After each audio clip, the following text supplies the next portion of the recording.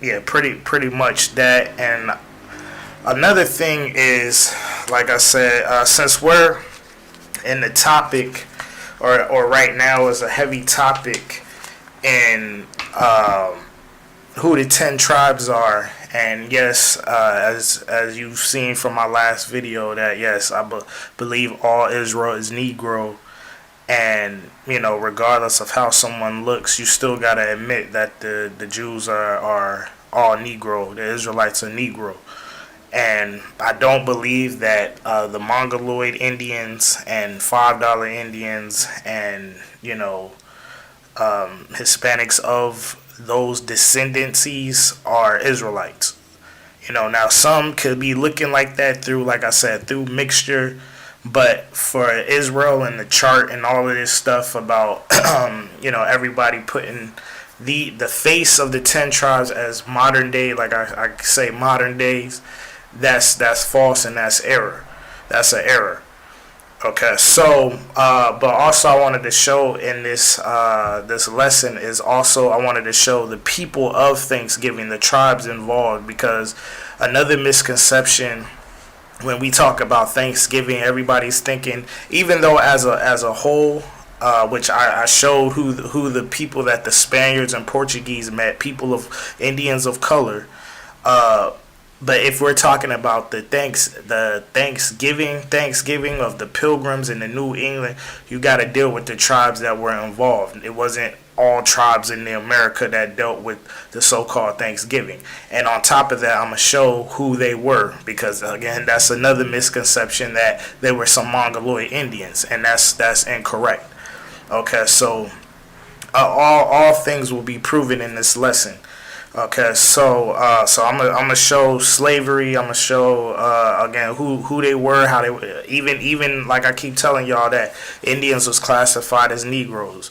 Okay, I'm gonna bring all of that out. Show the show what they said about them. Okay, and the how they had to some of these tribes had to be classified as Negro, colored, so on and so forth.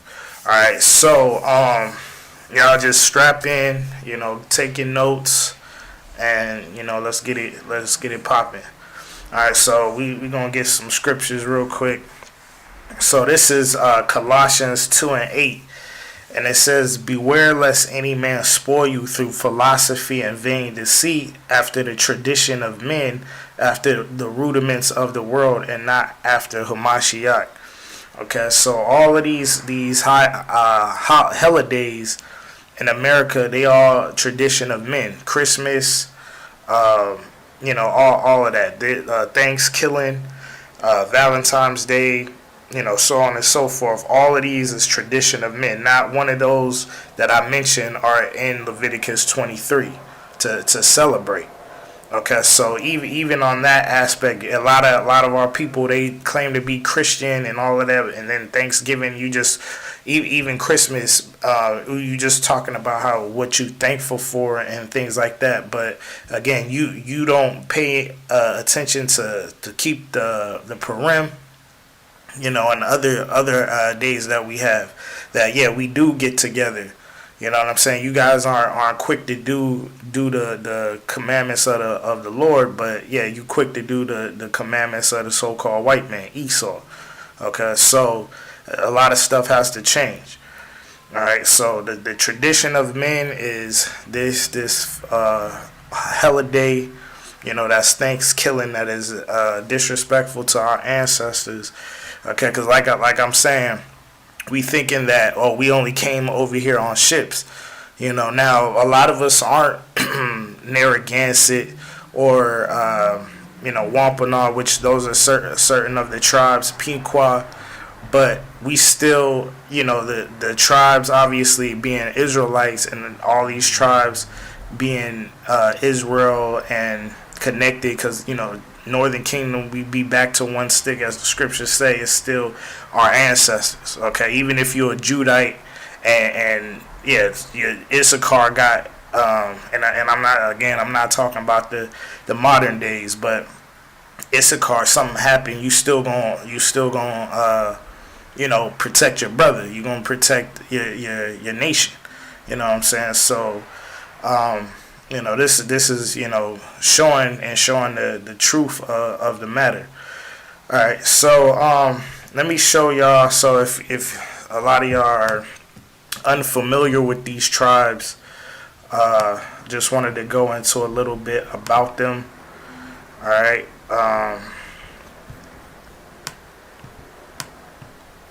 Just wanted to go into a little bit about them. So it says, so the Wampanoag, which is one of the tribes in the Thanksgiving, it says the Wampanoag, also rendered Wampanoag, are an American Indian tribe. They were a loose confederation of several tribes in the 17th century, but today Wampanoag people encompass 5 official recognized tribes: the Mashayach Wampanoag tribe and the Wampanoag tribe of Gayhead in Massachusetts.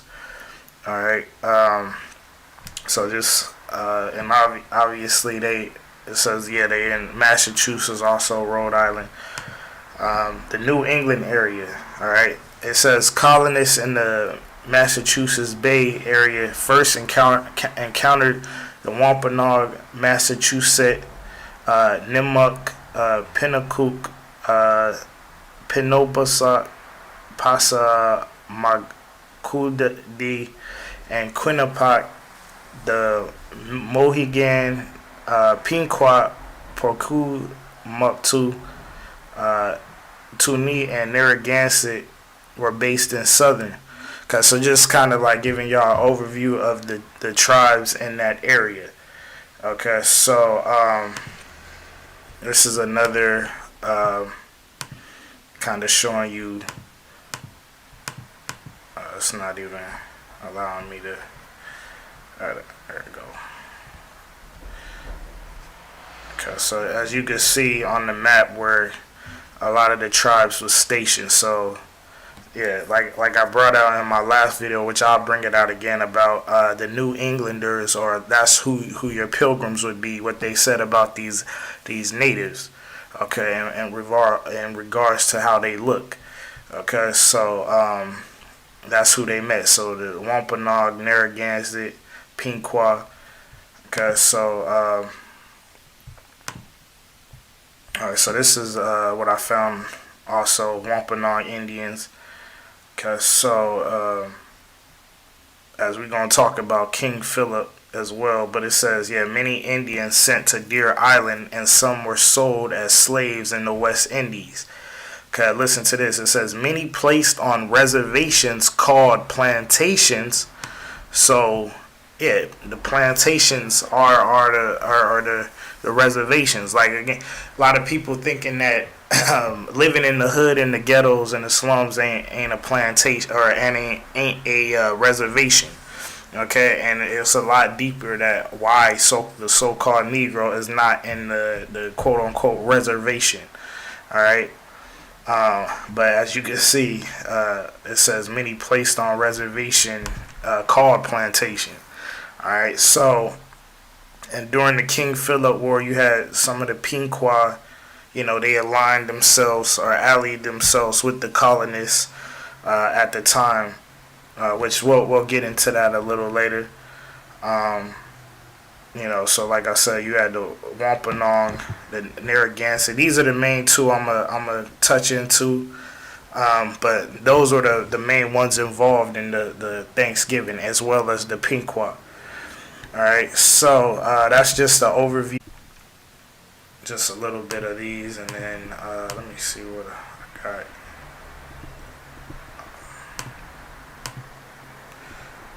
Gotta close everything so I don't mistake where I was at. So this is just a little bit about King Philip now. I'm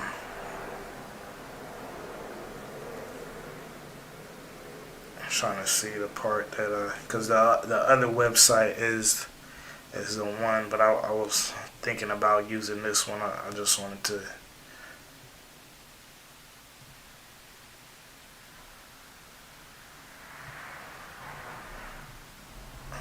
I'll read the other one, but this part right here where it says, this war became one of the costly confrontations in colonial history, it is believed that more than half of the 90 settlements in the region had been attacked and a dozen destroyed, while Indian villages were massacred and tribes decimated.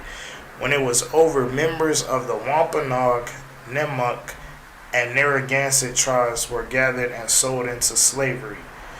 Those who escaped fled from tribe to tribe as each, in turn, was destroyed. Alright, so,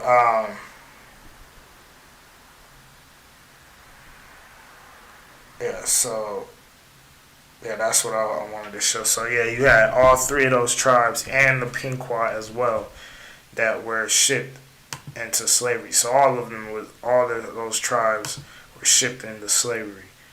Alright, so I'll read it from this one. It says, do American Indians celebrate Thanksgiving? So, I wanted to go a little bit into King Philip and a little bit more. Like, basically, it's talking about kind of like what we read earlier. What we read earlier in regards to what is being taught in the school systems. But, so I'll just start right here. It says, let's begin with Squanto, a Patuxent, one of more than 50 tribes who formed the Wampanoag Confederacy. Around 1614, when he was perhaps 30, Squanto was kidnapped along with others of his people and taken across the Atlantic Ocean to Malaga, Spain. Okay, so during the 1600s, he was taken to Malaga, Spain. So another cut for, well, as I showed in the other, for anybody that wouldn't even recognize that we were shipped to, we were shipped, to the other side of the earth, okay, or to Spain, okay. But it says where they were sold into slavery. Monks in Spain brought Squanto, shared their faith with him, and made it possible for him to find his way to England in 1615. In England, he worked for a shipbuilder, John Stanley, and became proficient in English. In 1619, Squanto returned to his homeland by joining an exploring expedition along the New England coast. He arrived at the village where he has been raised. All his family and the rest of his tribe had been exterminated by a devastating plague. So, when he came back, that's what he found. What about the Pilgrims, separatists who fled from England to Holland seeking to escape religious persecution by English authorities and who later booked passage to North America, are now called Pilgrims, though Americans did not widely use the term until the 1870s. In November 1620, the Mayflower dropped anchor in present-day Provincetown Harbor. After exploring the coast for a few weeks, the Pilgrims landed and began building a permanent settlement on the ruins of Squanto Patuxent village, now renamed New Plymouth. Within the first year, half of the 102 pilgrims who set out from Europe on the Mayflower had perished. In desperation, the pilgrims initially survived by eating corn from abandoned fields, raiding villages for store food and seed, and robbing graves at corn hills. So, the so-called white man didn't know what to do. Okay, so he didn't, he basically, you could say he went on his cave-like, ways. You know what I'm saying? All right, so, pretty much, like, y'all can, like I said, I already named. So if y'all want to read it on your own, I just wanted to read a little bit about King Philip, but showing you that he went into slavery to Spain. All right, and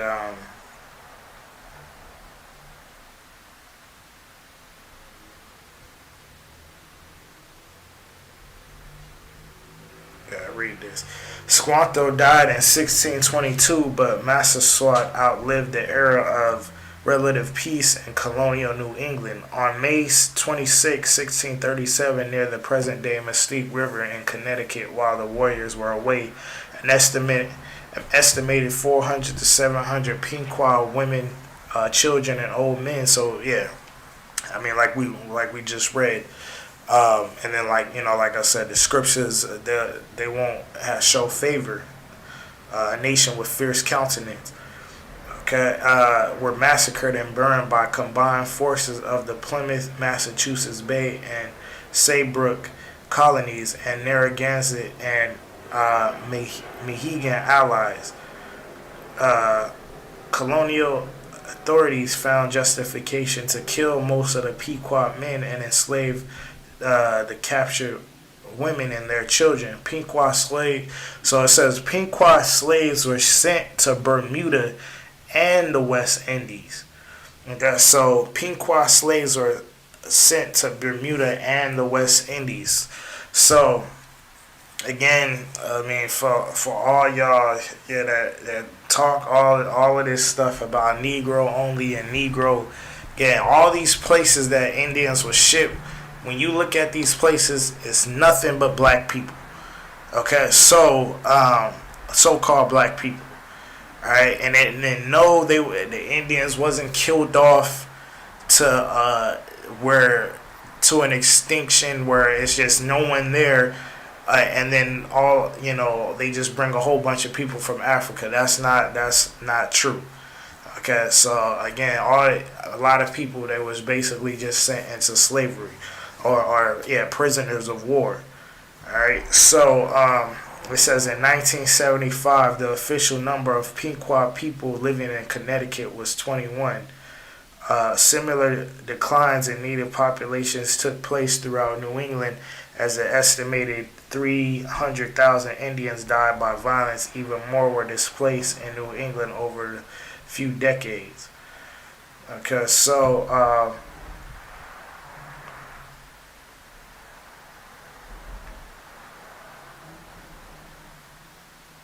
yeah, so that was a point. Just another point of. Okay, so we can get into now the slavery aspect. Okay, so we can get into the slavery aspect of these tribes, and then I'm gonna close it out with, how they was classified as Negro, and just show y'all some images. All right, so bear with me. Alright, so this is Wampanoag in Bermuda. Okay, so we know that Bermuda is in the Caribbean. Okay, so and it was a sovereign state of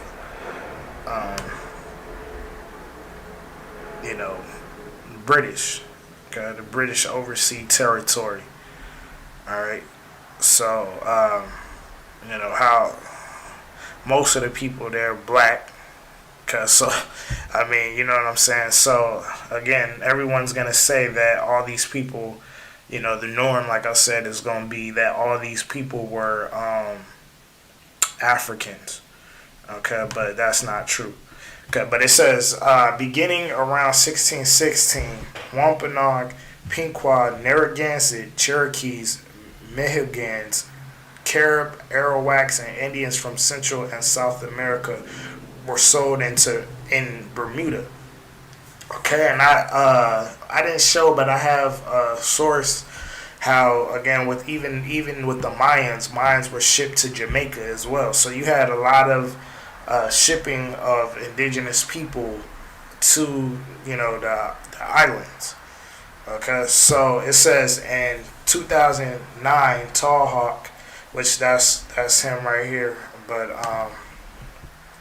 matter of fact, I have another, or the guy right here. This is Tall Hawk. Okay.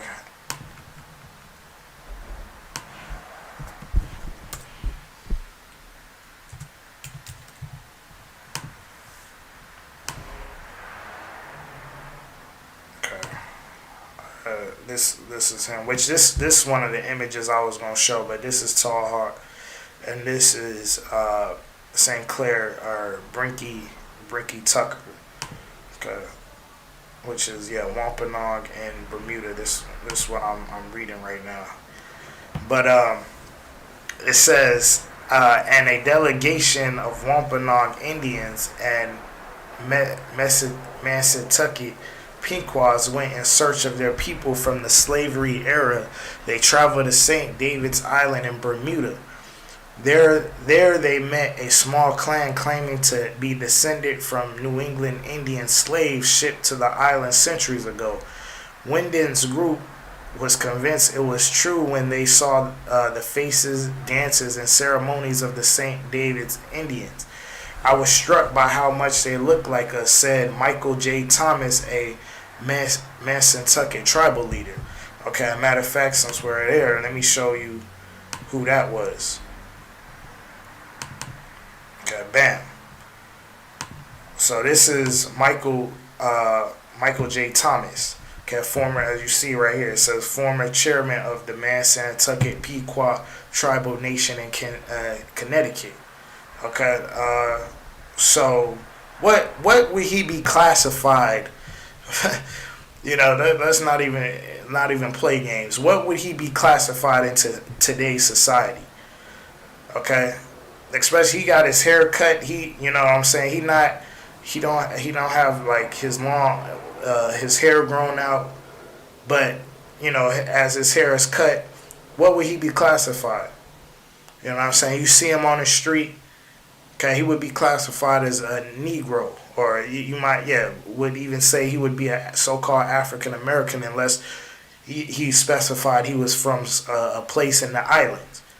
Okay, so that's who. So him and right here, Tall Oak went to look for Indians from the slave that were sold into slavery, and they went to Bermuda.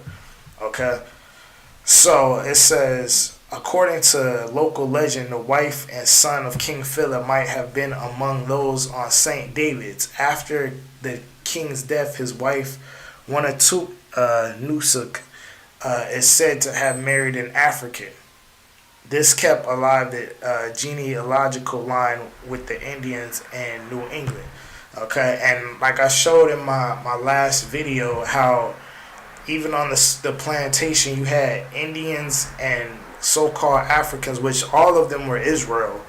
Okay, Southern Northern Kingdom, but the slave master couldn't tell the difference. Okay, so it wasn't like it was African. Again, the wrong narrative that Africans were slept with Mongoloid Indians, and as if the Mongoloid Indians is the standard of what a Indian is. Okay, so a Mongoloid Indian. Matter of fact, let me just. So y'all, I can make it plain. Alright, matter of fact, look, what is this right here? I didn't even look at that.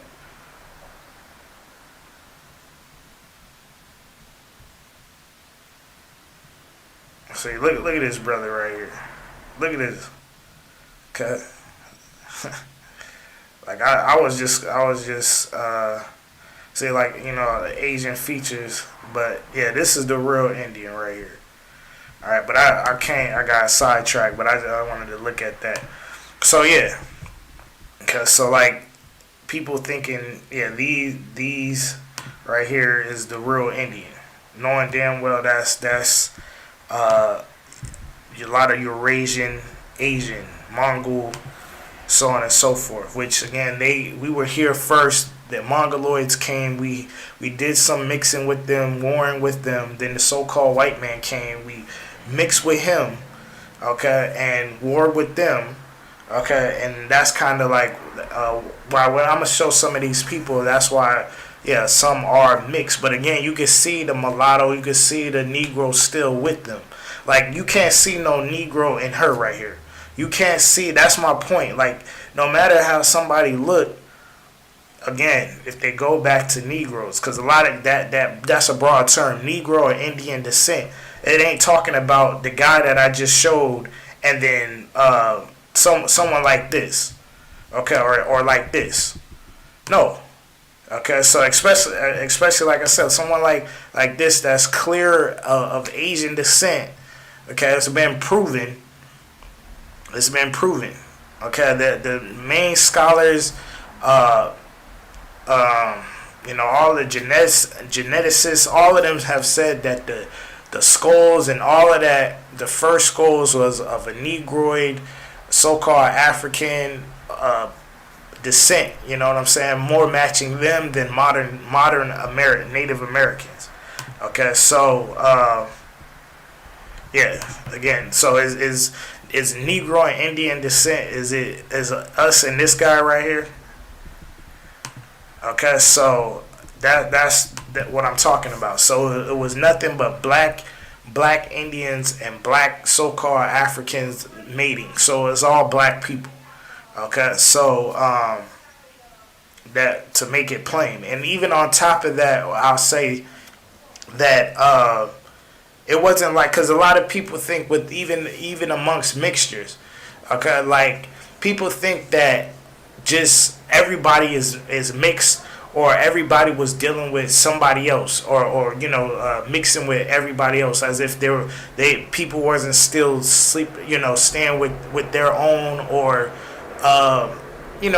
so on and so forth. You know what I'm saying? So not everybody was slept with a so-called African, which, like I said, is the same people, and really a lot of so-called Africans were able to be amongst native tribes because obviously they were the same people, they knew them, so on and so forth. Okay, so but like I said, these people were already dark-skinned black prior to a so-called African or the Southern Kingdom coming in, which I don't believe it's just Southern Kingdom because like I said, you had Indians going that way, coming back. It's just all mixed up. But we know, according to Isaiah 11, Judah scattered, but all the tribes were scattered. Okay, because it tells you, Jeremiah, that the seed of Israel that was scattered in the north countries and all the other countries where they were scattered, they'll be brought back.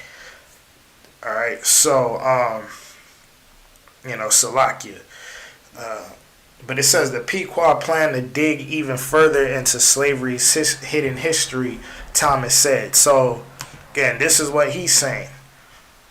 So they going to dig deeper into the slave history.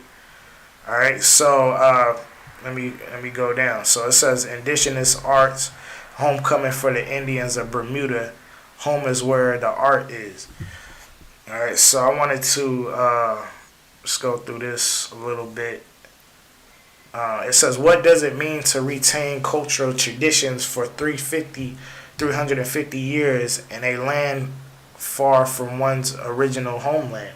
How does it feel to reconnect with people from whom your ancestors was captured and sold into slavery?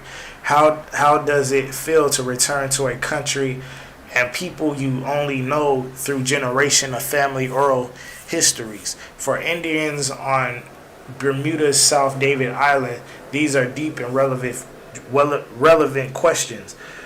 Colonial records and ship documents contain that some of the survivors of the May 26, 1673 European massacre of Pequots in southeastern Connecticut were sold into Bermudian slavery, along with various factions from other New England tribes. Wampanoag warriors from the 1676 King Philip's War were sold as slaves. Altogether, several hundred Native Americans were sold into Bermuda slavery. These Indian slaves and their descendants remain located on St. David's Island, an islet at the northern end of Bermuda. Now, as I'm saying, when you looking at which I'm gonna show these images, and you looking at the powwows in Bermuda of the Wampanoag and these different tribes. Now, a lot of them is not looking like this. Okay, they looking black people. Okay, so I gotta keep saying that because I mean it's not. I guess it's not clicking with Israel. Okay, so they not looking like this in Bermuda. Okay, I can just damn near type in.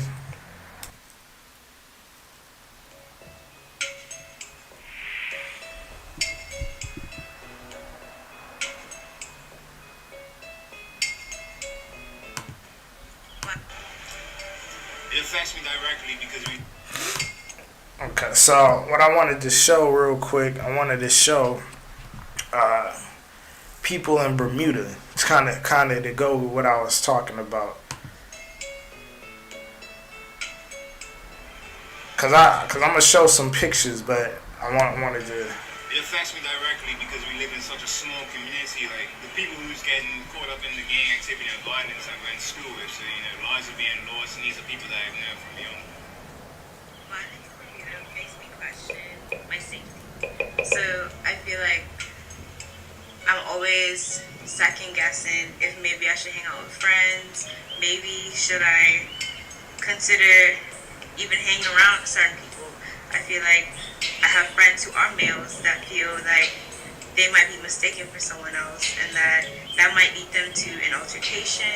And see, like, yeah, this is kind of off topic, but basically, even this, I just wanted to show y'all something, but yeah, the violence in Bermuda, and basically black on black crime, going back to the curses, you know what I'm saying? So, in the hospital, ending up getting arrested, things like that. But like guys have reeled up on me in secondaries and stuff. Like I'll just be coming in from school and guys have reeled up on me like where you're from and stuff. And like I'm just trying to wonder like why can't we go to peace and stuff? Because I feel as if the Bermudan culture is happening around his neighborhood.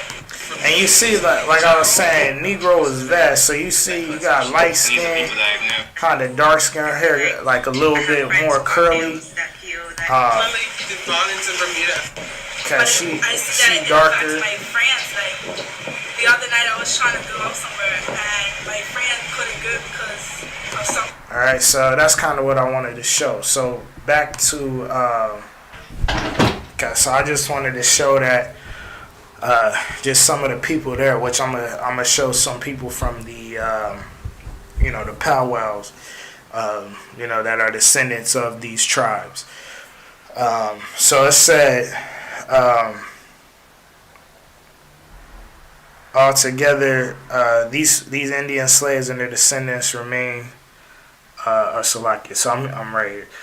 That relative isolation lasted until the 1930s when a bridge was constructed connecting St. David's Island with the rest of Bermuda. Although there was intermarriage and cohabitation with African slaves, European colonists, and imported Carib Indians, these descendants of New England tribes passed on oral stories that connect five St. David's families. Stories about an Indian slave woman named Susanna who claimed to be the granddaughter of King Philip, and traditions of chanting and drumming at a hillside location called Dark Bottom. After the 1834 emancipation, most former slaves stayed on St. David's and continued to intermarry with each other. Okay, so that's what happened. So it says most of the St. David's Islanders today are of mixed blood, says St. Clair Tucker, or Brinky as he prefers to be called. One of the founding members of the St. David Island Indian community. Because he says everyone is mixed blood, which you looking at a lot of the tribes now, which like I said, some are mulatto, but prior to all of that, again, still during that time, like I'm gonna show that the New Englanders called the people of there that they came across, they called them Swarthy, Blackamoors, so on and so forth. So it wasn't like, they was like I showed y'all images. It wasn't Mongoloid Indians, and so and then all of a sudden it was Mongoloid Indians, and then now they became black. Like no, All right, so let me see. So it says the first Indian slave arrived on our shores in 1616, and for the next 200 years, the English developed a very profitable slave trade with Africans and Native Americans.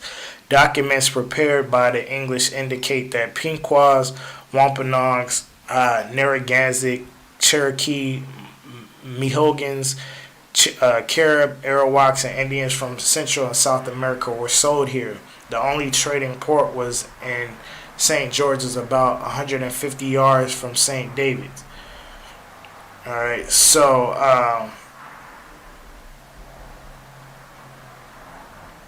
let me see. I wanted to get another part with. Um,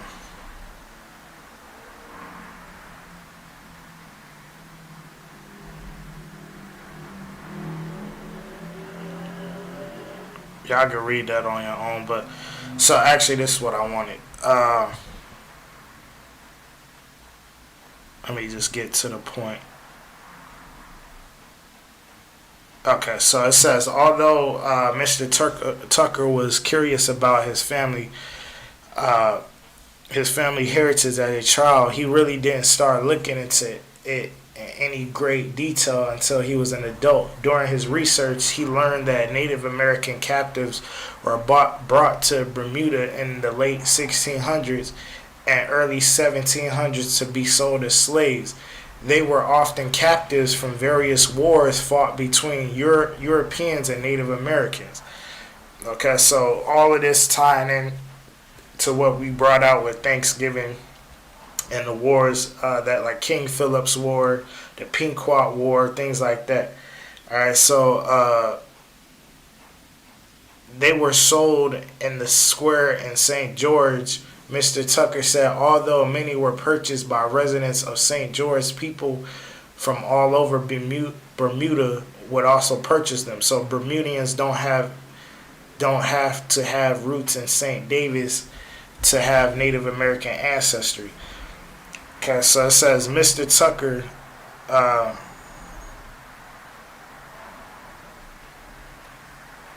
it's a lot.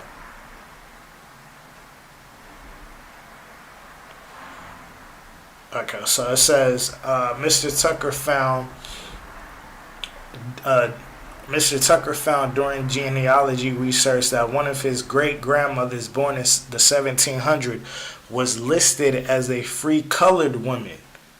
Okay, so one of his lines was listed as a free colored woman, which meant Indian or partly Indian. So it said 1700s was listed as a free colored woman, which meant Indian or partly Indian in census records from the 1700s. Okay, so which meant Indian or partly Indian. So whether they were full Indian or half Indian, however you want to take it, the person was called free colored. Okay, and who else? Again, so-called African Americans was called free colored, things like that. So again, like I'm saying, a lot of African Americans that are saying they came from Africa, a lot don't even know, if they are from Africa and even though a lot have came, from Africa, which it wasn't as much as a lot of people the numbers basically aren't as much of the people coming from Africa, as what they make it seem. But my point is to say that that's why a lot of us don't even have records of us coming from Africa, because most likely we was already in America. Okay, so but in that aspect, again, free colored woman. Okay, which meant Indian, and in my last video I showed that Negro was primarily meant someone that was Indian. All right, so just to bring that out again. But it says Mr. Tucker does not know her tribe, as this was not recorded. There was about 9 different tribes enslaved in Bermuda, so he could have been from any of Wampanoag, Pequot, any of those tribes. All right, so okay, so that's kind of what I wanted to show. I wanted to show y'all that all these tribes was sold into slavery in Bermuda.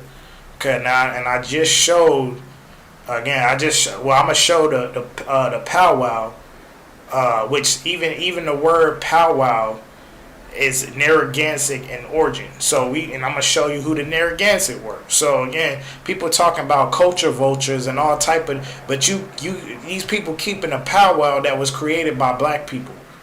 Okay, like the term powwow going back to the Narragansett language. Okay, and I have some sources that they were saying their language is Hebrew. Okay, so I might do that because I'm not gonna just forcefully teach something. I want to have my facts straight. You know what I'm saying? But my point is that even the word powwow, which matter of fact I can show y'all real quick. Powwow is it comes from the Narragansett.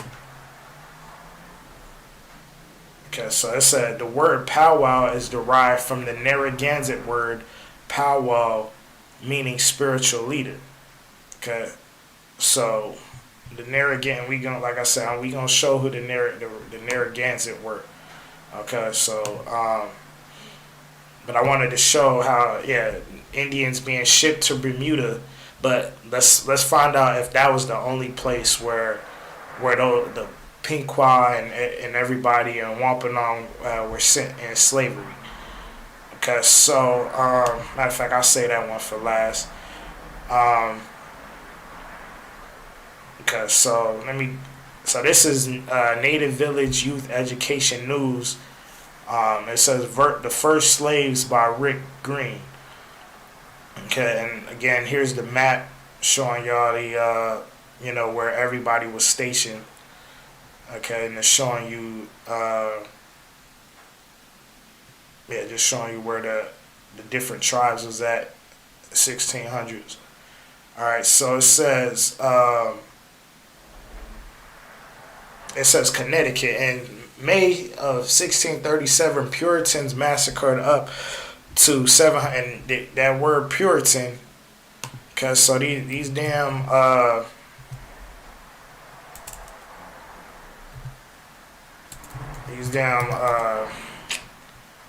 let me see, it's a lot.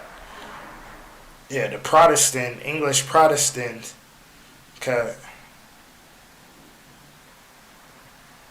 so they're all these Protestants and all of that.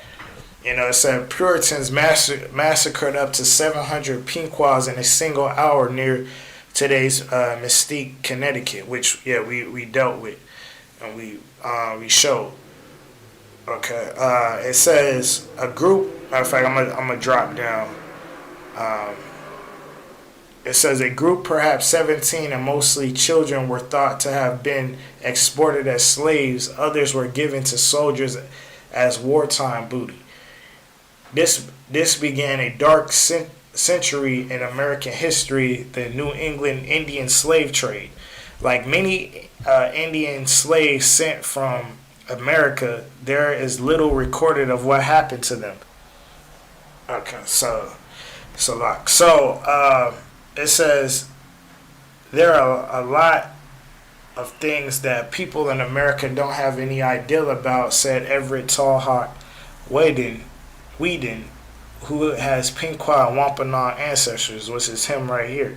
Okay, history has been sanitized.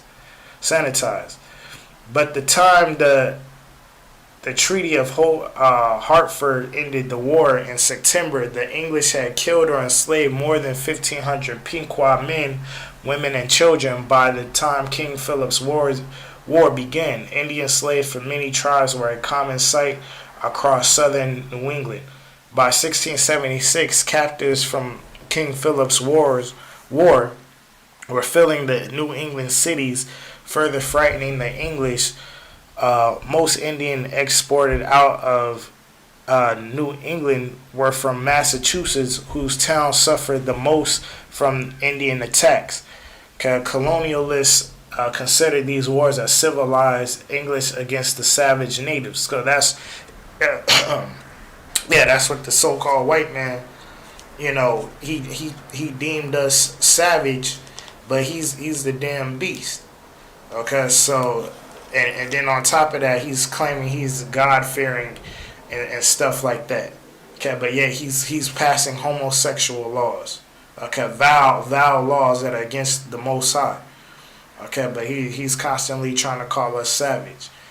Okay, but it says, but a note left by Nipmuc Indians, which were also a tribes that were black. Okay, and I got pictures of the Nipmuc Indians as well. But it says, reveals much about the time. We have nothing but our lives to lose, but thou has many fair houses and cattle and much good things. Okay, as the 17th century, I keep mixing hundreds and century, but it says as the 17th century wore on, New England colonists soon outnumbered natives by about 2 to 1. By the end of the 1600s, there were probably thousands of Indian slaves. Indians often came to public auctions tied neck to neck. Okay, tied neck to neck, they sold for half of what an African might bring. At times, there were so many captured Indians that a few bushels of corn or 100 pounds of wool served as payment. Slaves bound for slave markets in Europe, Africa, the Caribbean, and elsewhere were packed tightly into ships. Okay, so yes, Deuteronomy 28 verse 68. Yes, it did happen to indigenous people, but again, like I say, you putting the wrong face on these people. Okay, because again, I showed that they was classified as Negro, and I just showed y'all images of Eurasians. How are they classified as Negro? Okay, in the images and the paintings and the maps that I brought out in the last video, them people, why they not being classified as Negro now? You know what I'm saying? They not being classified free colored person, colored, anything. So yeah, even men, trying to act like it wasn't Negro like an African, like the phenotype, but that's false, because I got plenty of images and I got plenty of sources that will say that they had their complexion Negro like. The hair texture was coarse. So yeah, what is an Indian? Okay, because it ain't what you see on your TV right now. That's for damn sure. Okay, so an Indian is not just someone with straight hair, and because again, we can have that texture because a lot of the Indians use bear grease. Okay, and shoot, what are we using now today to straighten hair and to do all type of stuff to our hair? We using all type of grease and things for our hair. So y'all gotta understand this. All right, so so Deuteronomy, two things. Deuteronomy 28 verses 48. Okay, it says, "Thou therefore shalt thou serve thine enemies, which the Most High shall send against thee in hunger and in thirst and in nakedness and in want of all things, and he shall put a yoke of iron upon thy neck until he have destroyed thee." So it told you that the Indians came neck to neck, or they was coming. Salakia. If I go back to it, it said tied neck to neck. All right, and then the point, slaves bound from slave markets in Europe, Africa, because I gotta keep putting that Africa in your face, because it's the images we showed earlier. Are those the people that were shipped to Africa? Okay, so no. And the Caribbean, like I said, it wasn't how you had a whole bunch of mongoloid looking Indians, and then all of a sudden they was killed off, and then the land is now polluted by nothing but Africans. No, that's not what happened. All right, so Deuteronomy 28 and 68, we know this. "And the Most High shall bring thee into Egypt again with ships, by the way whereof I spake unto thee.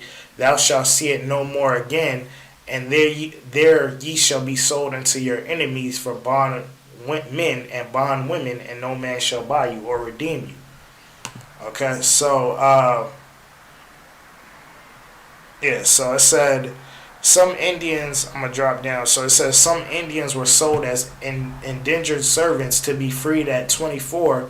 Others were bound for infinite periods. Okay, children sold as indentured servants had to serve 10 years. However, if they got into trouble with Puritan courts, they served longer terms. Alright, so it says Alman W. Luber in his 1913 book, Indian Slavery in Colonial Times, writes the General Court appointed certain persons in each county to receive and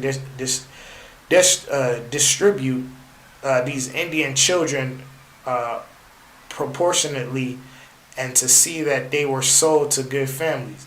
Slavery helped dispose of war captives and make profits for greedy traders, and filled the high demand for labor. Indian slavery lasted well into the 1700s, when the practice faded because so many Indians had been eliminated, and because African slaves were more in demand. Which, again, like I said, a lot of that is false, because they were still being in slavery.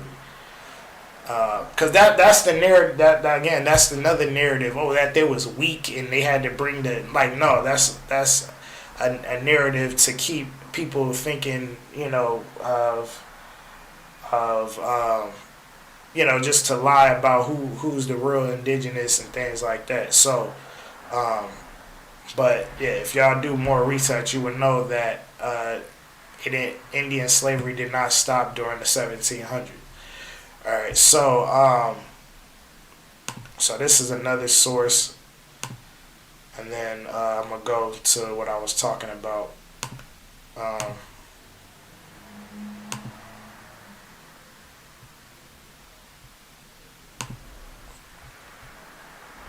Okay, I'm gonna try to just kind of go through this. It says, it's mainly the slavery part I'm trying to get y'all with.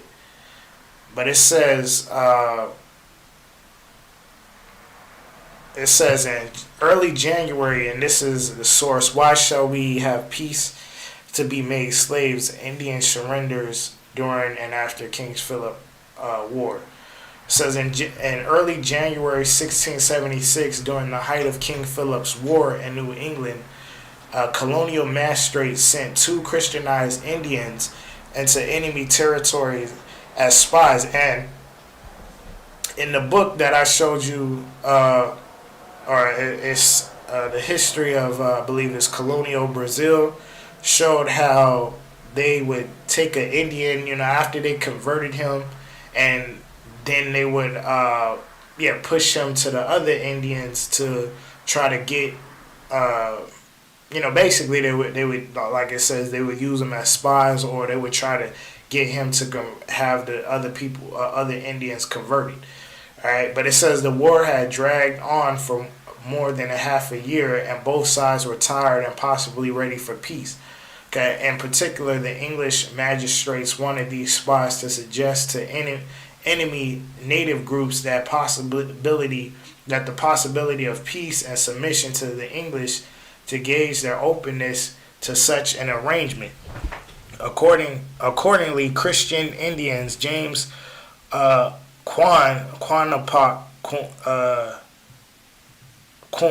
and Job Catatana set out a dangerous month-long trek from Deer Island in the Boston Harbor west into native territory. When they returned, they were full of information regarding the provisions of the enemy Indians, their numbers, and their whereabouts. But with regard to the question of surrender, the news did not favor the English. Quan, I'm gonna just call him Quan, but reported that he understood by the chief men and old men that they were inclinable to have peace again with the English, but the young men who are their principal soldiers say, we will have no peace. We are all or most of us alive yet, and the English have killed very few of us last summer. Why shall we have peace to be made slaves and either be killed or sent away to sea to Barbados? Cause so obviously what does scripture say? You can't trust your enemy. Okay, so after all of that, like we read in Psalms, being at peace with them. Okay, but destruction was in the sword. Matter of fact, one more time. Okay, Psalms 55 and 21. The words of his mouth were smoother than butter, but war was in his heart. So the so-called white man, but we trying to bring peace to y'all.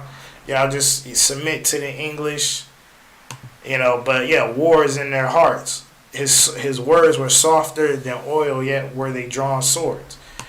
All right, so and then on top of that, it says they're saying, we don't either to be made slaves and either to be killed or sent away to sea to Barbados. Okay, so again, all these places, black people. I gotta keep saying that, man. Black people in these places where Indians was shipped. Wasn't no Mongoloids living in Barbados. Okay, and because for instance, you have Indians like Elam, East Indians that live in places like Trinidad, but were they the first people there? No. You have Chinese people in Jamaica. Were they the first people there? No. Okay, so that's what y'all. And then on top of that, like I said, I done showed that they done found skulls in the West Indies. Okay, and I done showed all type of images in the coat of arms showing that it was the Indian or the real indigenous people or people of color before the whitewashing of the West Indies or West Indians, to make it plain. All right, so it says in this short report, Quan captured one of the most difficult realities of King Philip's war for native populations fighting against the English. Slavery, whether actual or threatened, unlike most enslaved Africans who were largely unaware of their destination. So another, like I said, you had, like I said, which were both Israelites, but I'm saying that you had Indians that were shipped to Africa, came back. Obviously, they knew the land. But for those that were, like I said, were most likely part of the Moors or the Moranos that were shipped to Africa, then you had some that was shipped to Jamaica first, but a lot, and then you had Israel that was already West Africa that didn't, because I brought that out in my Morano video and Ladino video, that you had that they didn't have understanding of Spain. Okay, so if they didn't have understanding of Spanish or Spain, some of the Israelites that were in West Africa, how the hell did they know about the Americas and how to escape from the so-called white man, how to do things? Because even like I said about Harriet Tubman, how would she know how to escape and the roads to take if she was always been an African? You know what I'm saying? So, but that's what I'm saying. So if it says right here that unlike most enslaved Africans who were largely unaware of their destination, so they didn't know where they was going. Okay, which that's what it's saying. But it says when they were shipped out from the West African coast, New England Indian captives not only knew where they might be sent, but they often stated it outright: Barbados. Okay, so again, Barbados. Today, Barbados is a popular tourist destination with few traces of its plantation and Indian slaveholding past. Okay, and again, the plantation, which makes it difficult to imagine the kind of terror invoked just by the name of this island during the colonial period. And Barbados was not the only destination. So let's see where else.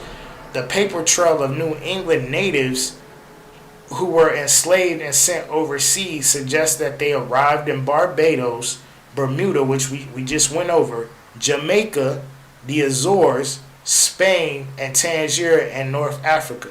And what I'm about to get, pretty much what I'm about to show y'all in a minute. But it says, among other places. Okay, so, but Barbados often stood in for being sold overseas more generally. So, okay, we just went over to, we just went over to Barbados. Bermuda. So, we can clearly see the people of Barbados. Okay, and you can see Rihanna. Okay, even though she wicked, but you can see the people of Barbados. Look at the Barbados. You see the feathers, all of that. Okay, the praise. So who's primarily the people of Barbados? Black people. Okay, Negroes. Okay, so it's like where did all these so if it was the real indigenous is these Mongoloid Indians you men keep showing and or Hispanics modern days, then where are they at in Barbados? Okay, so where are they at? Because we see that they were shipped over there. They wasn't just killed off because because we even showing with the Bermuda thing how Tall Oak and Michael Thompson they were saying how these people are descendants of those slaves. Okay, and then what we read about with Brinky Tucker, okay, or I believe his name is St. Clair Tucker. All right, so okay, so y'all could. I just wanted to get that part, but this is a good. It got a lot of good stuff in it, and this is the other one. So just for time's sake, I will move forward to the other stuff and the images. But this is colonial enslavement of Native Americans, included those who surrendered to. Okay, so this if y'all want to pause it and get that, but it pretty much saying the same thing where the colonies during the war, New England colonies routinely shipped Native Americans as slaves to Barbados, Bermuda, Jamaica, Azores, as we just read. But I like this site though.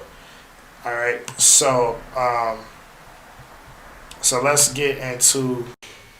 I wanted to bring this out since I was on the topic, but it said this is a consequence of the war. It says with the death of Philip and most of their leaders, the Wampanoags were nearly exterminated.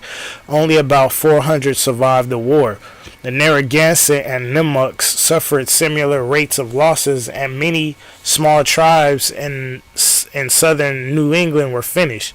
In addition, many Wampanoag were sold into slavery. Male captives were generally sold to slave traders and transported to the West Indies, Bermuda, Virginia, or the Iberian Peninsula. Okay, so I already dealt with the West Indies and Bermuda and the Iberian Peninsula, which also Africa as well. Okay, but it said Virginia. Okay, so I wanted to show y'all a little bit about Virginia. Now, I don't know if no one has heard of this, Pocahontas Island, but as you can see, it says, look at damn Esau there, but Pocahontas, oldest black community in the United States. Now, why the hell would it be named Pocahontas if it had no connection to Native Americans or Indians? Okay, but yeah, they're gonna give you the these Mongoloid Indians as being Pocahontas. You know what I'm saying? They gonna have the Disney movie. Okay, see, like even they put fake and real, but both of those is fake. Okay. See, yeah, they gonna have it like this is like you can clearly see the Asian features. Okay, but let me see. Okay, come on, it's laughable. Okay, because I'm about to show y'all something. I'm gonna hit y'all with a few things. Let me see. Even if let me see, because they're not gonna put put the truth. But I have something that shows that she was black. I gotta go back to it.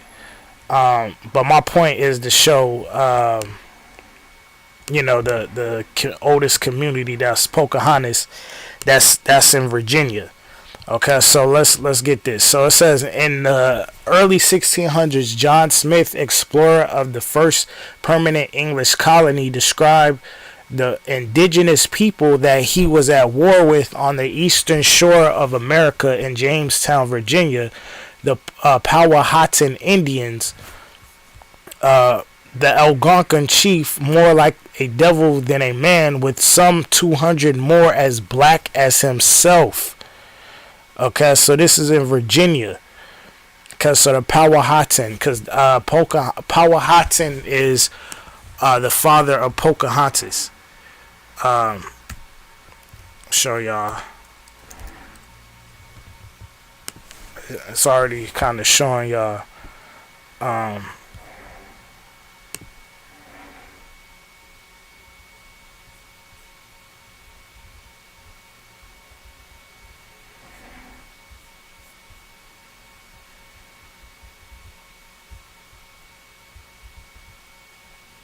Okay, so the era of John Smith. Trying to see. Yeah, Chief Powhatan's daughter prevented her father from executing Smith. So, so Pocahontas was the daughter. Chief Powhatan. So, Salakia. So, it says Powhatan Indians. Okay, the Algonquin chief, more than a devil than a man, with some 200 more as black as himself. Okay, so showing you.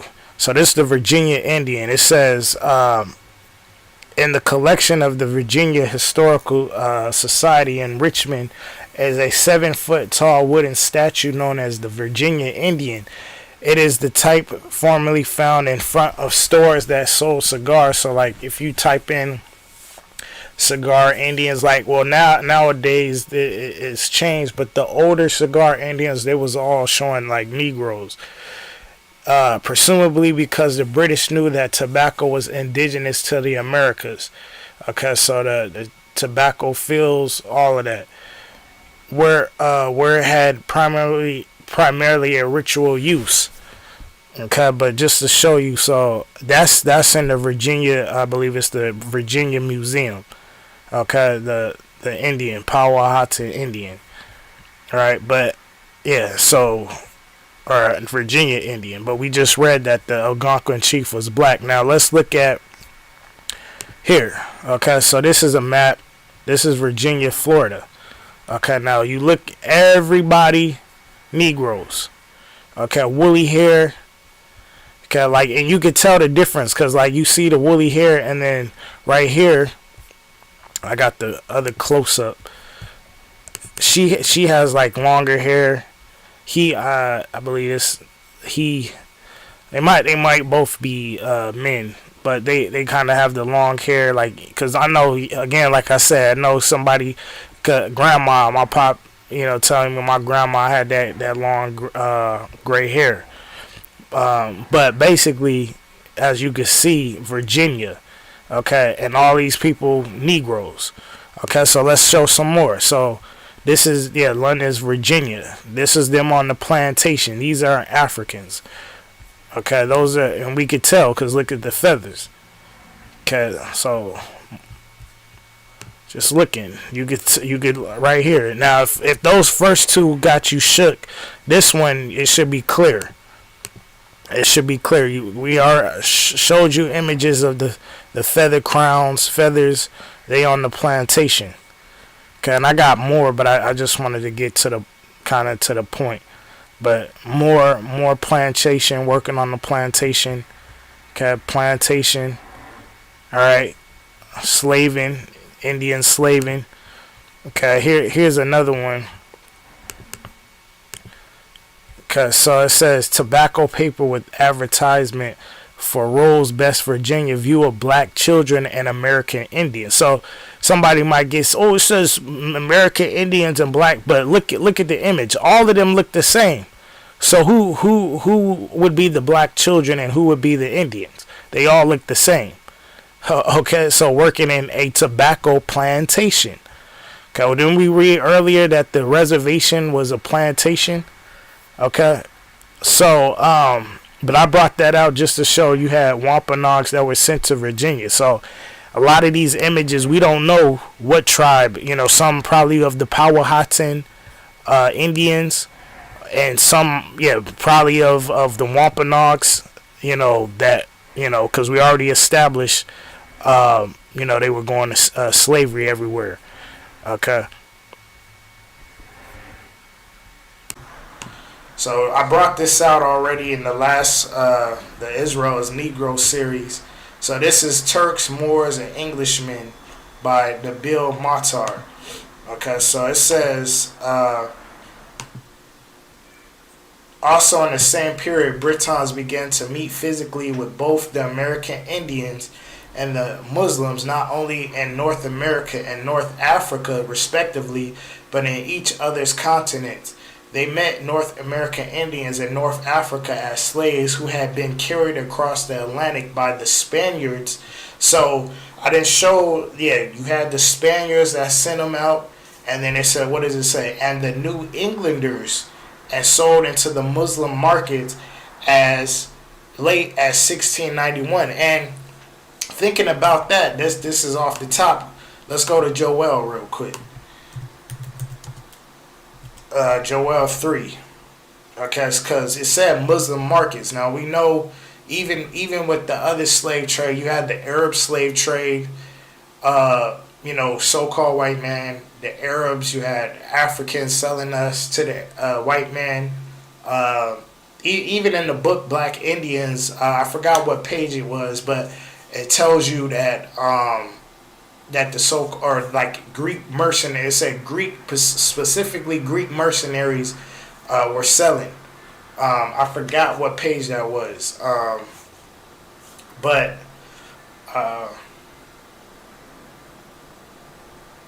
I'll probably, because I'm gonna have to do editing as well, so I'm gonna throw that in there.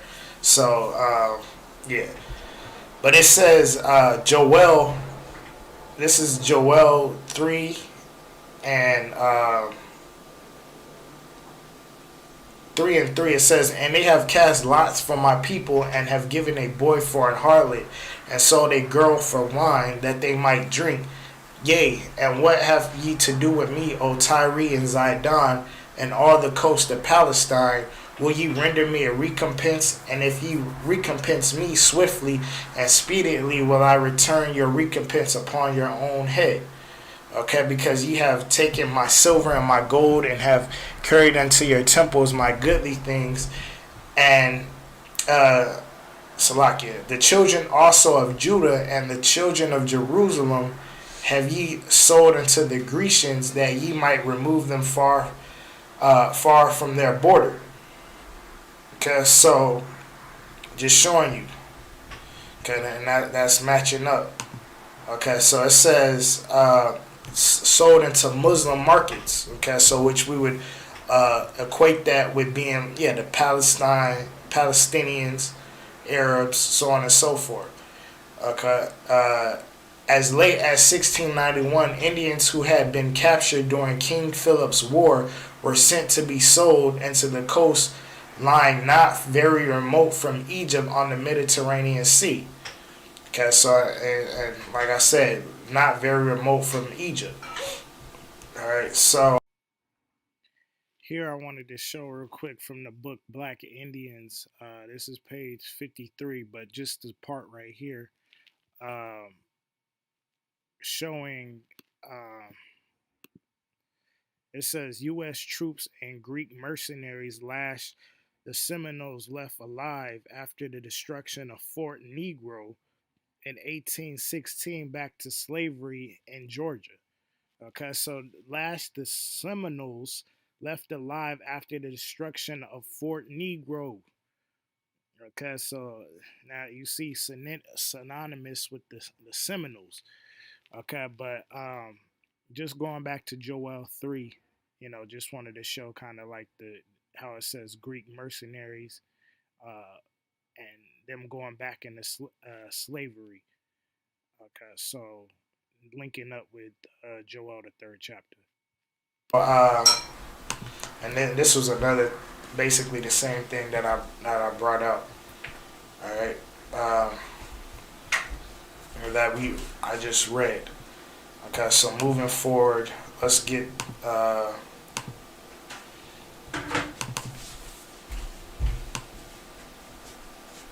Okay, so after this, I'm gonna show y'all the images. Okay, let me see something real quick. Okay, so as a matter of fact, so them being called Negro. Now, this book right here is called Natives or Narratives of New Netherland. Now, New Netherland, let's look at where New Netherland was. Let's look at where New Netherland.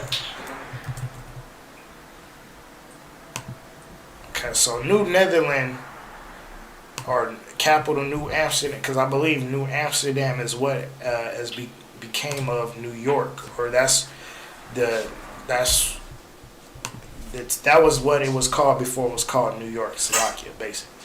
So New Netherland was, in fact, let me try to get y'all a map, basically, or that was the. Okay, so it's basically over in that area where Connecticut, all of that area on the East Coast. Okay, that's pretty much where it was. So from that book, this is what we find. So chapter 10, it says, Hendrik Hudson, and again, this is from my Instagram, so if y'all want to hit me up or whatever, y'all could do that.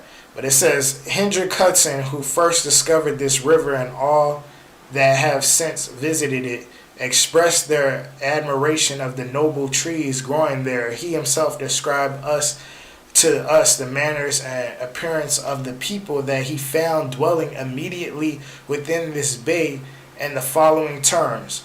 When I come on shore, the swarthy natives all stood and sang in their fashion. Okay, so the swarthy natives, that's the point I wanted to get. The swarthy natives. So on the East Coast, showing you, in all those places, because we can further show again, Carolina Genesis. It says in 1676, after Holland transferred the region to England, English colonists considered dark-skinned Moors and dark-skinned natives. So the Dutch and the English, okay, again, dark-skinned natives, swarthy, the people that they met, swarthy, dark-skinned natives of New England, to be indistinguishable. Okay, so dark-skinned Moors and dark-skinned natives they couldn't, it was indistinguishable. They couldn't distinguish Slovakia. They couldn't distinguish them. Okay, so, and we know, and I've shown images of, like I said, I show Indians having woolly hair, and we could see in the Moors, the coat of arms, that they had woolly hair as well. So it wasn't like, okay, Indian natives, they was just black and they had long straight hair. No. Okay, so because if they was indistinguishable with the Moors, which again, like I say, you see coat of arms and things like that, with woolly hair and certain features, then that's who they were saying when they came over here. Okay, so that was pretty much the point I wanted to get. It said, according to David McRitchie and Ancient Modern Britons in 1681, the Indians of New England, or Moors as they were called by the English, were described by the Quaker William Penn to be black as gypsy. So King Philip and all these people that was shipped, because this is during the time of King Philip, like we just all throughout the 1600s. Matter of fact, here we go. It's a King Philip's War, 1675 to 1676. So here it is. So 1676, English colonists, again, the Thanksgiving, considered dark-skinned Moors and dark-skinned natives. So these were black people. Okay, these were Negroes that the English, that they fought, Pequot War, all of that. The people of the New England area were black people. Point, hands down, cut. That's a cut. You know what I'm saying? So no one can really get around that. Okay, so like I said, for these men running their mouths about Negro only and all of this, like this is the truth. Okay? So like I like to say, like the brother said, you can't even call me a liar, like the brother Tazadak said. You know what I'm saying? So that's what it is. Okay, so this is the American historical record. Is concerning the history and antiquities of America and bibliography of Americans. Okay, so let's see what they said about the Meshipee or the Wampanoag. So it says in page 531, it says, Mr. Dwight, one of the committee, asked if so many whites being there did not tend to discourage the Indians from being interested in the meeting. Mr. Marston thought it might. Here the terms colored persons, blacks, and Indians are synonymous. They all mean Mashayach Indians, which the Mashayach is a Wampanoag. Okay, so it says colored persons, blacks, and Indians are synonymous. So I don't even have to get the definition of synonymous. You should already know that means basically it's the same thing. Okay, so blacks, Indians, colored person. We just read about Tucker. His I believe his grandmother, it said that she was free colored person, but she was, it said Indian or partly Indian. Okay. So just showing you. So that was the Meshipee Indians, but like the Carolina Genesis, that said that those were the New England natives that were being considered dark-skinned and being called Moor, stuff like that. And okay, so and this is on the Pequot. So matter of fact, this is about the Pequot, but it says. Yet after, I'm right here. So it says, yet after the Pequot War of 1637, Puritans shipped captive Pequots to bondage in a small Puritan community on the coast of Nicaragua called Providence Island. There they were called cannibal. Wait a minute. It said there they were called cannibal Negroes. So the Pequot was called cannibal Negroes. But yet, Israel, you got people talking all this about Negro and, you know what I'm saying, and making videos in the comment board talking ish. But yet, cannibal Negroes for the Pequot Indians, from people from the Thanksgiving that you men is putting images of Mongoloids and you talking about you know what I'm saying? And you got a problem with it.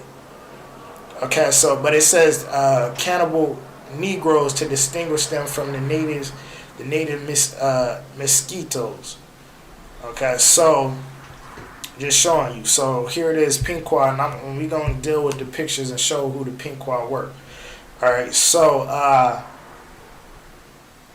okay, so let me show the Narragansett real quick. Matter of fact, let me show, I'm going to say the Narragansett last, so I can show that video. Okay, so point I wanted to get, where is it at? Okay, so this is also from the book Carolina Genesis.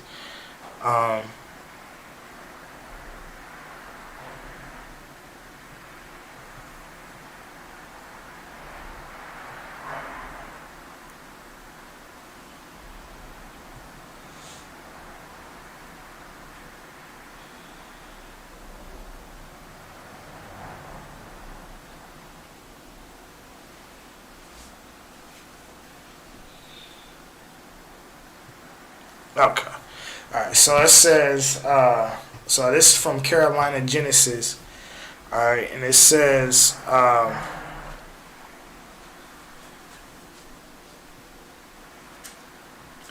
Says the name transitioned from Amora to Jinko and finally to Reed. This is someone's line, a person's line that they're talking about, represented a Christianization and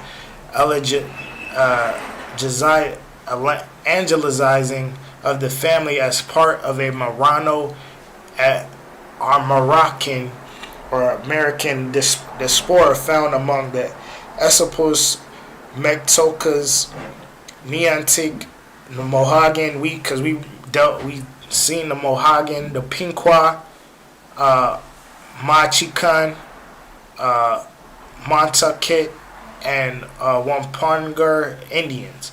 This movement manifests my family's present formerly as the American in New York, as well as in New England as a native and tribal conglomerate compelled to expand into the South, specifically South Carolina, as free people of color to escape the colonial ethnocide in the North. Okay, so having to be called free people of color. Okay, so I mean, I don't know what to tell y'all, man. Hold on. So, okay, so this page 81. Alright, it says, herself listed as Indian, and, because these are on different pages, so it's not, together, but it says, I wanted to get the point. It says, listed as Indian, and the two men, John Baldwin and Nathan Pemberton, which, matter of fact, hold on.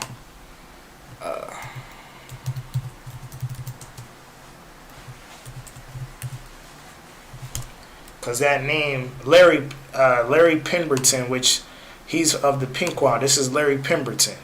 Okay, that's a Negro. Okay, he got dreads and all. He got locks and all of that. All right. So, but what are we reading right here? It says Pemberton. So it says listed as Indian, and the two men, John Baldwin and Nathan Pemberton. Only Margaret Reed was identified as an Indian. The other settlers were categorized as colored, even though they self-identified as Indian and were, according to an 1826 petition to the local government adopted by the Stockbridge Indians. Okay, so they was classified as categorized as colored, yet they was always Indian. Okay, and that's crazy how I'm showing you the image of this brother right here. That's name is Pemberton, and we're reading here that Pemberton that was he was had to be classified as colored. Okay, so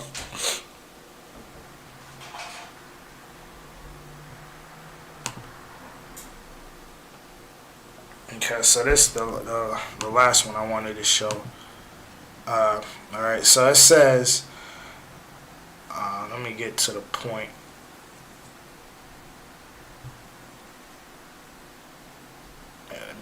So it says the European gardeners residing on Gardner Island and Long Island Sound, New York, early on in the mid-17th century were assigned as guardians for the Manhasset Indians of Shelter Island. Shelter Island was called by its indigenous inhabitants Manhasset, the birthplace of Cogno de Long Island, Guerin wrote that in 1824 the Stockbridge Indians formally adopted the mixed blood Indian William Gardner and saw him as a Narragansett. Regardless of his tribal affiliation and self-identity as Indian, 2 years later, the New York legislation defined him as colored. After 1860 and when the Civil War ended, the United States government eradicated the free person of color status, turning any mixed race Indian or non-white individual. So turning any mixed race Indian or non-white individual into Negro or colored. Because of this legislative pressure, the Stockbridge tribe by the 1870s expelled the Gardner family from its tribal roles by declaring them Negro. The early tribal affiliation with the Gardner family as Stockbridge, Narragansett, and the family's relationship with Reed and Brooke families, who are also officially declared as Narragansett, show that the family was originally Narragansett. Okay, so that family was originally Narragansett. Okay, so I was on Brethren by Nature, Margaret Newell. So this is what it says. So it says Ruth Wallace Hardnun and Ella Wilcox Sakatu analyze officials' tendency to designate Narragansett Indian people as Negro or black. So the Narragansett Indian people as Negro or black, although they locate the shift in the post-revolutionary period. Okay, so the Narragansett Indians was basically classified as Negro or black. Okay, so so we showed you the Pequots, the Mashapee, which is the Wampanoag, but let's because a lot of people they love the images, they love they want to see the images. Y'all want to see the images. Everybody's a visual, visual. Okay, so hold on. Matter of fact, let me get this one more thing on the Narragansett. Okay, so your own religion and your own way of acceptance. In Rhode Island, some citizens who did not own property had to wait until 1928 before they were granted voting rights. But three groups. So this is talking about them being able to vote, the Narragansett. So listen to this. Officially barred by state law from casting a ballot: paupers, the mentally incompetent, and Indians. The only way the Narragansetts could participate in elections was by identifying themselves as African Americans. So, my God, man. So here it is. Now, you looking at all these people right here. I know everybody done got an aunt, an uncle, your grandma, your father looked like one of these people. Okay, so we just read that they was classified, the Narragansett people classified as Negro or black. Here we're seeing that they couldn't vote unless they called themselves African Americans. Okay, I showed you the brother Michael.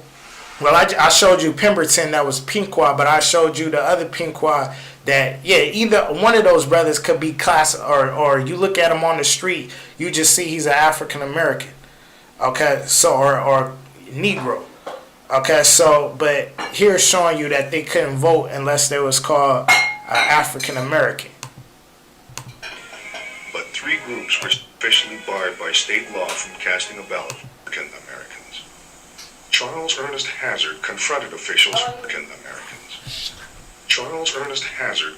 officials who enforced this practice.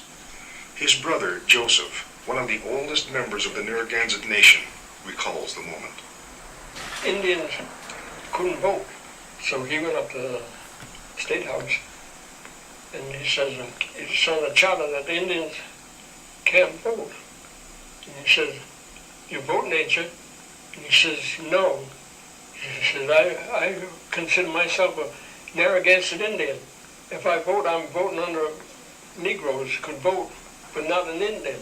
And he said, I consider myself a Narragansett, not a black, so I'd like to have that changed. So they did. In 19... Okay, and that's how he also with Esau, because that's how he can take the land, or through, because we were it's genocide through the pen basically. Okay, so because why you calling yourself black, colored, all of these things takes you away from the land. Okay, so it's always been a demise and having us. And it's not even just the Narragansett. A lot of other tribes have, classified as Negro, colored, so on and so forth. So, but I just wanted to show that part, and y'all can watch. This is what it is. Our neighbors, the Narragansett. There's a lot more into it, because a lot of the people in the interviews. Matter of fact, bam, it's a Negro.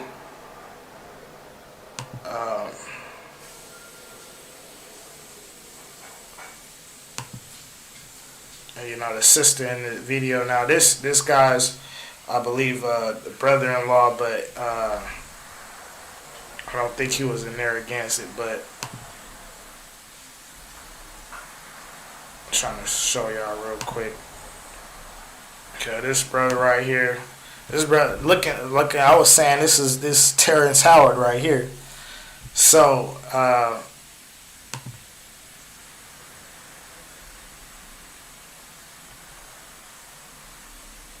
Trying to show y'all a few, because I'm about to deal with the images. Do they ever tell us how they argue among themselves? And I know they do, because I've been out there. And I know. So y'all can watch that on your own. So I wanted to get to the picture. So anybody know who this is? What it says, Crispus Attucks. Okay, like the Boston Massacre. Cause so when you do research on Crispus Attucks, tells you he was a Wampanoag, or he was half Wampanoag. Okay, so but when I was looking, cause y'all can research. I'm not gonna really go into it, but y'all can research yourself. But basically, when you look. I looked and I found this image right here of his mother, and I have to further do research or into the image, but this is the image that came up. So this is what she looking like: woolly hair. Okay, Wampanoag tribe. So like I said, even if y'all want to say that, okay, well, African slaves dealt with Indians or whatever, natives. These are the Indians. Okay, these are what the Indians look like. Okay, already. Okay, like all them images I showed from the last one, that's what the Indians look like. Now, again, you're gonna have a lot that look different from mixing with the so-called white man, which that's why I'm saying. When y'all talk about mixtures and things like that, you would get mixtures of mulattoes. Some that could look like past for a white man, so on and so forth, but depending on their line, obviously. But again, they would look like mulattoes, more so, not no modern day looking like a Eurasian. Okay, no. So y'all gotta understand that. But so Crispus Attucks, like I said, his mother was a Indian. Okay, and this is what is shown. So I'm gonna just slide through some of these images. So this is the powwow in Bermuda. Okay, you see she got the border of blue fringes, all of that. Okay, but look at black people. Okay, Negroes. Okay, this is in Bermuda. Okay, this is Brinky Tucker. Okay, and that was his grandson. Okay, so I mean y'all Y'all crazy, man. Teaching. Y'all gotta teach this the right thing, man. So like I'm showing y'all, these are the people of the Thanksgiving. Okay, so these are the people of Thanksgiving. All right, so Narragansett Indian powwow, which we showed that the Narragansett are the ones that started the word powwow, or that's where it comes from. Okay, so and this is the chief Matthew Thomas. All right, but look at okay, Narragansett. Okay, this is Bella Nakota. Y'all can't really see the image that good, but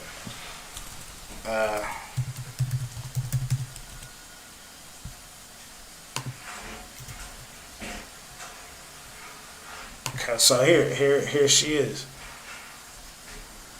Okay, you can clearly see obviously Negroid features. Okay, even though she kind of has a little mix to her, but okay, so that's her. Okay, Narragansett. Alright, so okay, and this is what I was showing you. Harry M. Johnson Sr. So he in Narragansett, because this is from that video.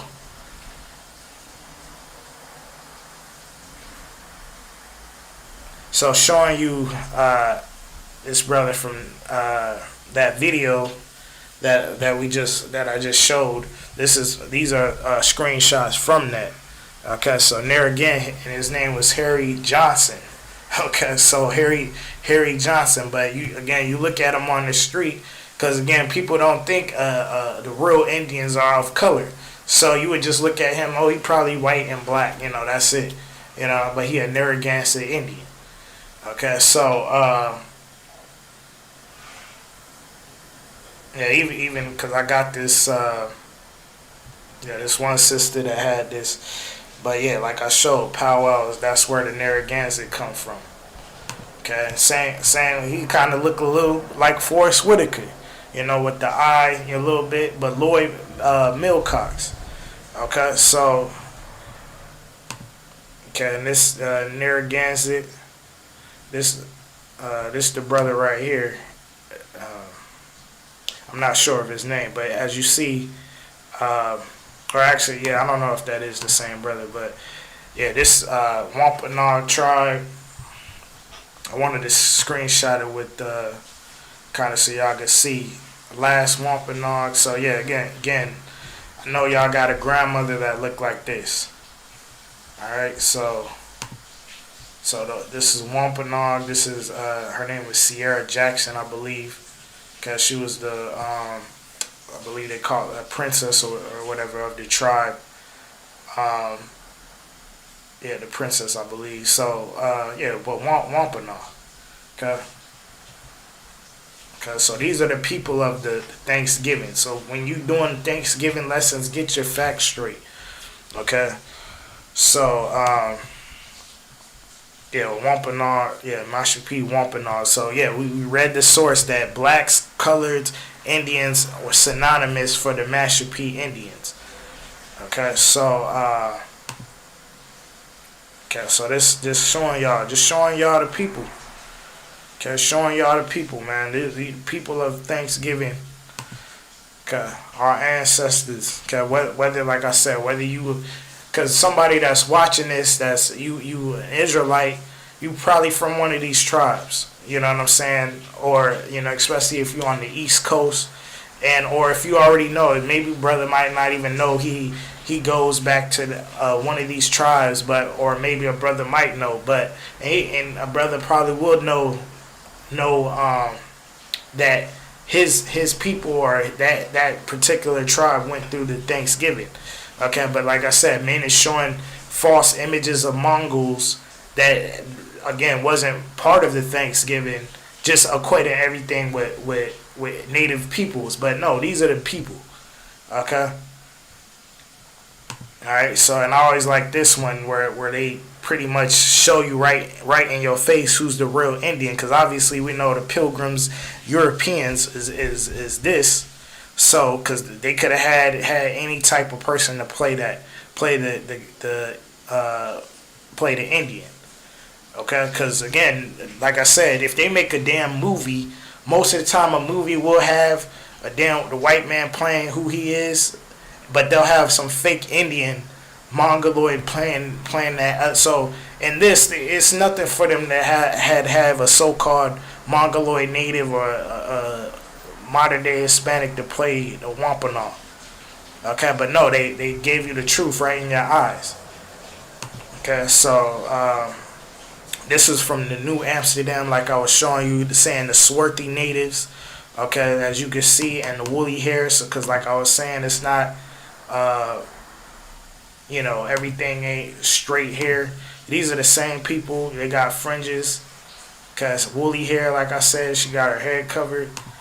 Okay, this is tall oak, like we went in the other one, and this is Brinky, like I said, in Bermuda. Okay, Wampanoag, same thing in Bermuda.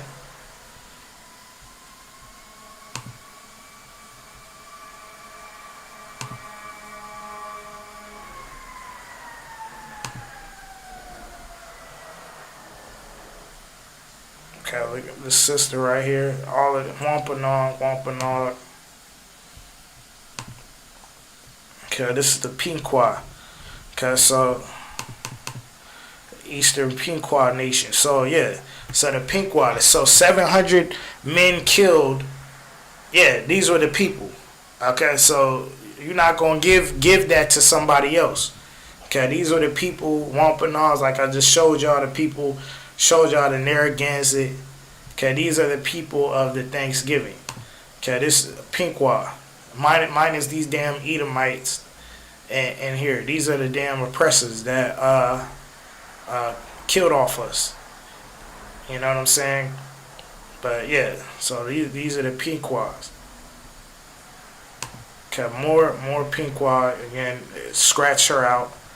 But everybody got family members looking like this. Okay. Here we go. Here's Pemberton. Again, Pequot. Again. Okay, so this is, it's too easy, man. So, I thank the Most High for, enlightening me, getting me to understand more of the Americas. Because I want to keep these videos going. I want to keep these videos, this kind of history, more history about West Africa, Israel, bring out more artifacts. I got a lot of lessons I want to do in the future, even some more scriptorial breakdowns. But I want to keep smashing this.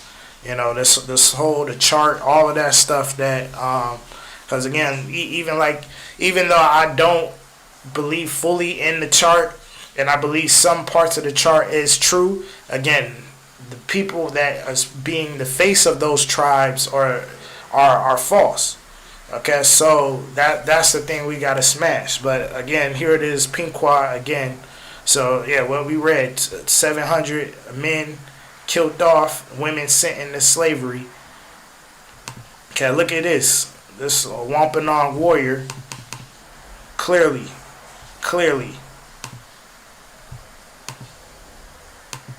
So I'm trying to think of what actor. He remind me of that, just darker, but what's his name? Let me see. He was on Martin. Let me see.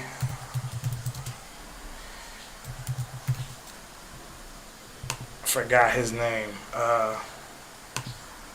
The facial structure, this dude right here. This guy right here, I forgot his name. What's his name? Yeah, Hawthorne James. Like, right, it looked just like him. It looked kind of like him. You know what I'm saying? But he dark. The image is obviously darker, but it looked like him. All right, so this Wampanoag. Okay, I had that pic, but okay, and this is another Wampanoag painting, dark skin. In King Philip's War, descendant descendants surnamed Mitchell. Okay, so yeah, a lot of Negroes with the last name Mitchell. Okay, so this is the Nimmup that I was showing y'all. Look at the women. Okay, Nimmup tribe. So I mean, look at this. Okay, so I showed Narragansett, Nimmup, Pinqua. I mean, Wampanoag. I mean, what more do men want to see? Okay, so okay, and this brother right here, Morgan James Peters, a member of Mashayach P. Wampanoag tribe. So what do we read again? Everything Negro, or it's like blacks, colored, Indian, all synonymous with the Mashayach P. Indians. Okay, which is the Wampanoag. Alright, so just showing you, I showed y'all all the images, so y'all will know who was involved in the Thanksgiving. Alright, so I want to close this out with some scriptures. Okay, so I just wanted to close it out. Okay, this is Amos 5. And I'm going to get to the point, verse 21. It says, I despise your feast days, and I will not smell your solemn assemblies. Because so the Most High, especially like a day like Thanksgiving and all these other days where, people eating all type of unclean foods. But again, it's a feast that's not been called by the Most High. Okay, it says, though ye offer me burnt offerings and your meat offerings, I will not accept them, neither will I regard the peace offerings of your fat beasts. Take thou away from me thy noise of thy songs, for I will not hear the melody of thy vows.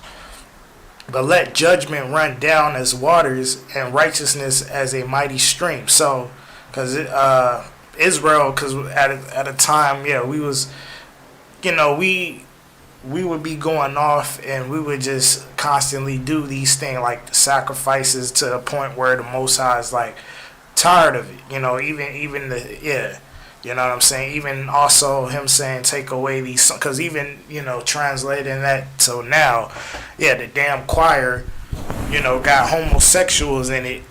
Talking about they love the Lord, but in the law it tells homosexual supposed to be put to death. So Most High take thou away from me the noise of thy songs. Okay, and what's important? Let judgment run down as waters, and righteousness as a mighty stream. So again, the Most High despises these false feast days. Okay. Alright, so let's get Jeremiah 10, okay, because we're going to be bringing this out a lot next month, but just getting to the point. It says, hear ye the word of the Most High, hear ye the word which the Most High speaketh unto you, O house of Israel. Thus saith the Most High, learn not the way of the heathen, and be not dismayed at the signs of heaven, for the heathen are dismayed at them. Okay, and one of the sites that I was bringing out, I actually got the wrong one, or not. I didn't get the wrong one, but it was one that I didn't use. Talked about how matter of fact, let me see if I could find it. Basically, was saying that a lot of the origins of these. Let me see. A lot of the origins of these days are like even Christmas. Let me see.